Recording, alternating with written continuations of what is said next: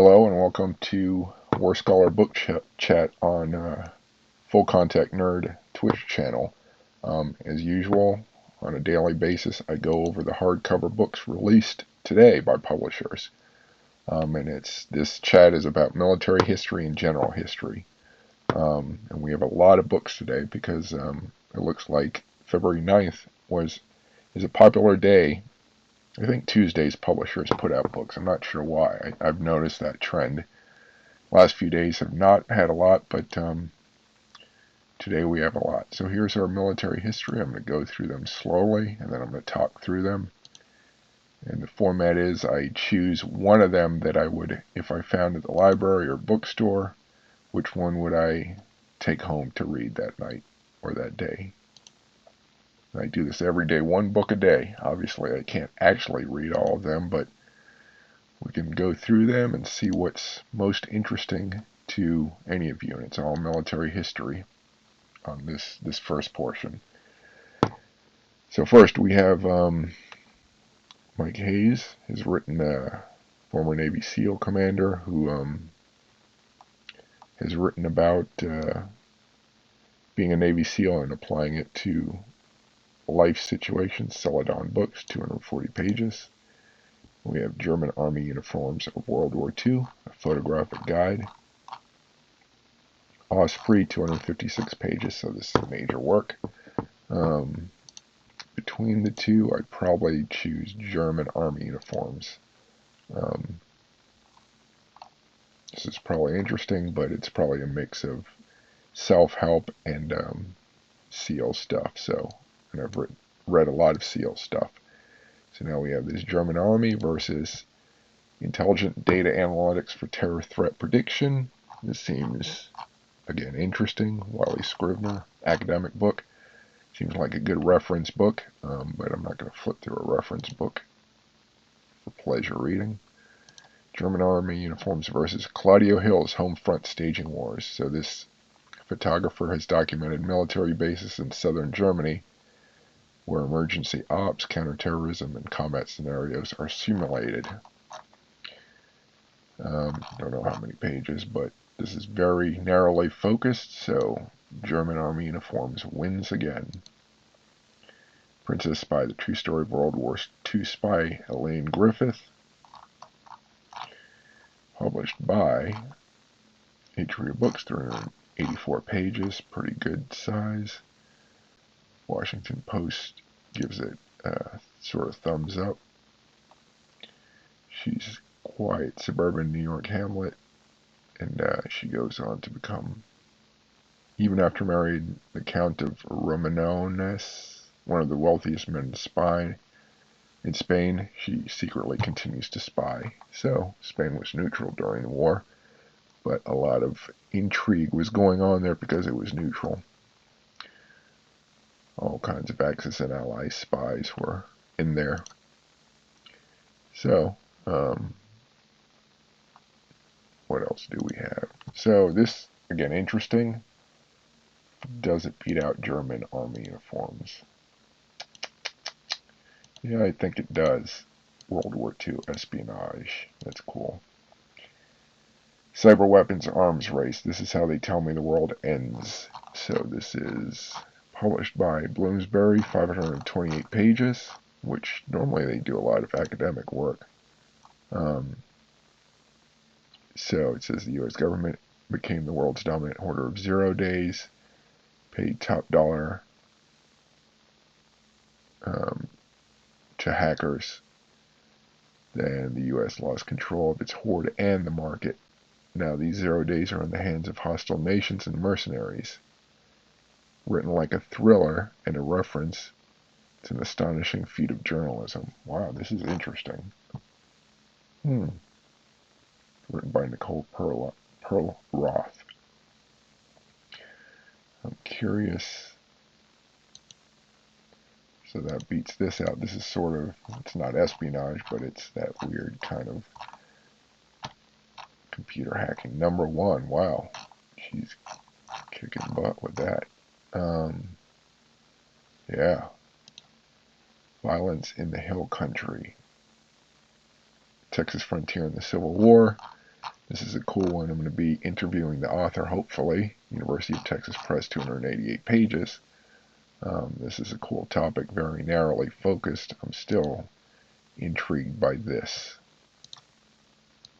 So, the last one, A Worse Place Than Hell, How the Civil War Battle of Fredericksburg Changed the Nation.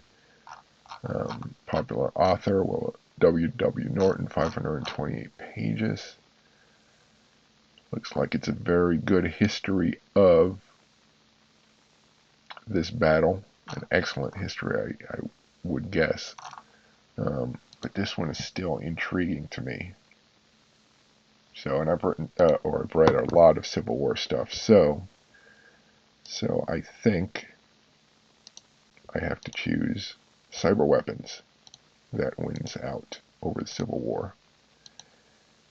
So there you have that. That's my military history. Now on to general history, which is a mixture of all kinds of categories. And I put them all together because none of them stand out among followers as rising above the rest. So they're all kind of... Anyway, so I'll go through these slowly, a few seconds each one, so you see what's on board.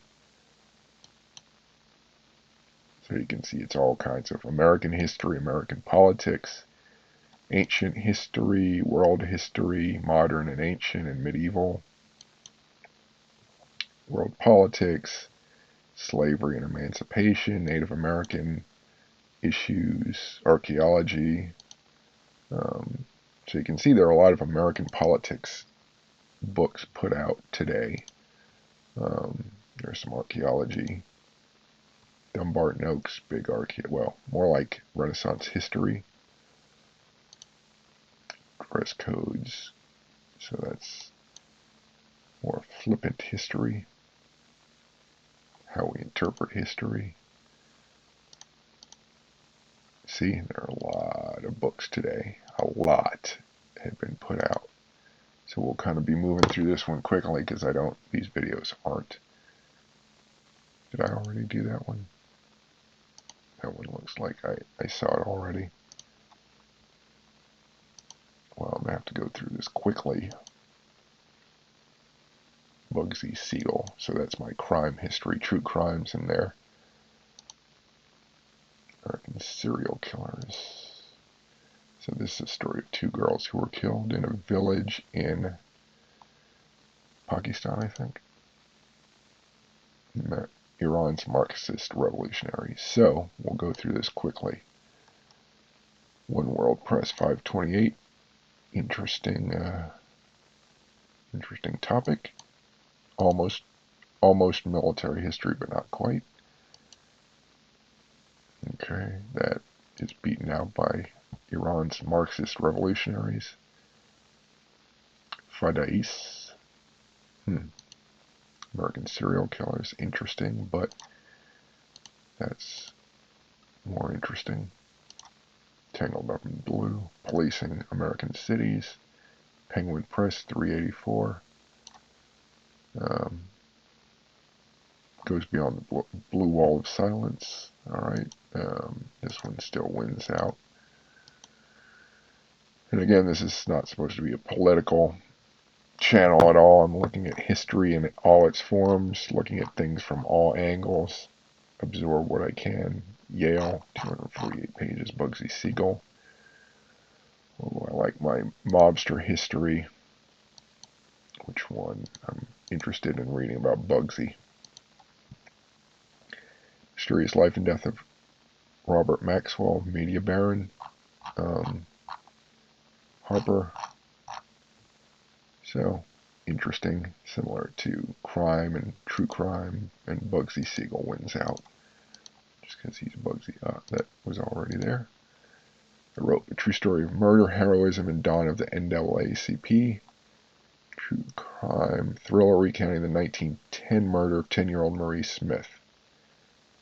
So it's about true crime and racial justice. 37 Inc. That looks interesting, but Bugsy again wins out.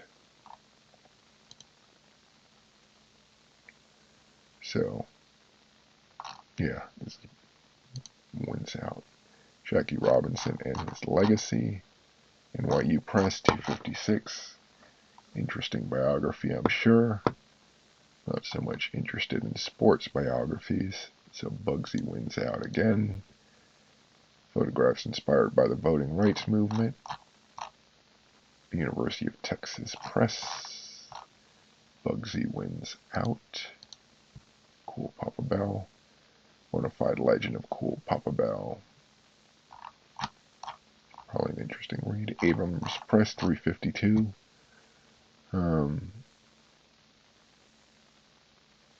So, treat for fans of baseball history. Again, not much into sports history. I used to be a huge sports fan, but I've kind of moved on a bit from that. So now we got Cabinet Maker to Louis the 16th and Marie Antoinette. Okay, Cabinet Maker. Family in the Vertigo of Translation.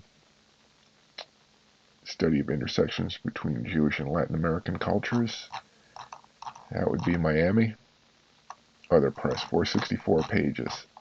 But no, this is not about Miami. But not so much into that. Bugsy wins. Stories of Courage and Compassion at Sea. This is a collection of stories. I think it's True Stories. HarperCollins. Bugsy wins. You see, I'm really like my mobster history. How we misinterpret history and why it matters. Interesting topic. Bugsy. Dress codes, how fashion laws of fashion made history. Simon & Schuster, 464. This is probably cool to read. Bugsy. So, Dumbarton Oaks Papers. So this is a collection of studies on different issues, regularly published. So it looks like interesting topics, but Bugsy wins again. Salt in North American and Caribbean history. Salt is a very important, I guess it still is a very important commodity, money making. Techniques used to make salt, who was responsible for producing it, impact on settlement, and how economies of salt changed after European contact. This is pretty cool. Short biography, 32 pages. Nope, not long enough. Bugsy wins. Fight for free speech, 10 cases that define First Amendment rights. NYU Press, 312. Definitely important nowadays. Protection of free speech, but Bugsy wins out. Photos by the voting rights movement. I think I already knocked that out.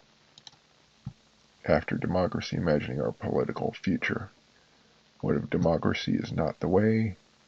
How can governments better serve citizens in positive ways? Interesting. Yale, 176 pages. Probably interesting to check out, but again, it's up against Bugsy. Let me jump to the front here. George Washington. There are a lot of biographies of George Washington. Dutton, 576. How does this one differ from others? Third Son, Headstrong, Unwise Young Man, Political Education. So this would be interesting. Oh, does George Washington beat Bugsy? Thing is, there have been so many biographies I need to know more about. I'll keep that for a second. Doomed Romance. Doomed Romance in 19th Century America. Not really into that. Joy and Heartache in the 60s. So I guess that's a true story. Social Activist. Bugsy. Forgery and Memory. So it looks like Princeton Press. Falsified Documents. Interesting. But American Millennial millennial, thank you, millennialism and apocalypticism. Oxford 396. This is about American political and Christian and non-Christian beliefs. Probably an interesting topic. But these two biographies are pulling at me. Bugsy, Yale 248. You know why I like this one? Because a lot of people do pop history of mobsters, but Yale Press doing one means it's really deeply researched. Like, not that the others aren't, but this is a really interesting academic take, and I'd love to see what they say about it. So, sorry, George Washington. It's only because there's so many biographies out here. If I could take two, you'd be taken. But I can take one, and Bugsy wins. So there you have it. So my hardcover non-military history book for the day for February 9th, and my military history one, Cyber Weapons Arms Race. And again, I archive these on my YouTube channel, War Scholar 1945, and you can find the links to these two books on my Twitter and my Facebook, War Scholar. Alright, and in a few minutes I will be doing fiction and non-fiction studies books here, and then archive that on Chris Alvarez at YouTube. So thanks again for listening, and until tomorrow.